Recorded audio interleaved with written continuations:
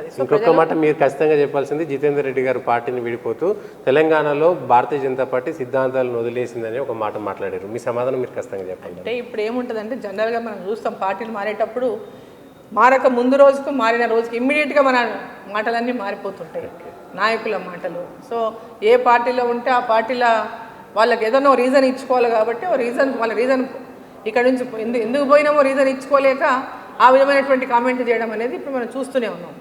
So దాని గురించి పెద్దగా, ఎందుకంటే భారతీయ జనతా పార్టీ గురించి ఆయన ఎంత గొప్పగా చెప్పిండు అంతకుముందు మనం కొన్ని వీడియోలు కూడా చూసినాం. ఆయన మాట్లాడిన మాటల్లో అంటే ఒక్కరోజుకే వారికి టికెట్ రాకపోగానే భారతీయ జనతా పార్టీ గురించి అట్లా మాట్లాడడం ప్రజలే దానికి ప్రజల లోపలనే ప్రజలనే అడగాలి, వాళ్ళకి ఏం సమాధానం చెప్తారో వాళ్ళు ప్రజలకు చెప్పుకోవాలి.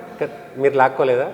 పార్టీ ఎవరికి టికెట్ ఇస్తే, లాస్ట్ టైం కూడా నాకు పార్టీ టికెట్ ఇచ్చింది, పార్లమెంటుకు పోటీ చేయడానికి లాస్ట్ టైం నన్ను పార్టీలోకి ఆహ్వానించింది, పార్టీ పోటీ చేయించింది.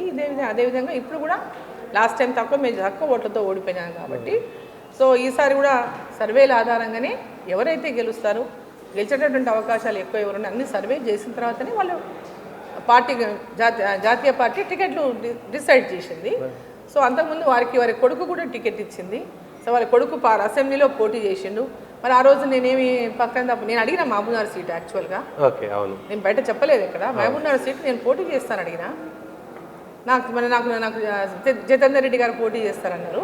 దాని తర్వాత సడన్గా వారి కొడుకు ఇచ్చిండు, నన్ను ఏం అడగలేదు. మీరు అడిగారు కదా మరి జితేందర్ రెడ్డి గారు కొడుకు అడుగుతున్నారు, మరి మీరు పోటీ చేస్తారని నన్ను అడగలేదు పార్టీ.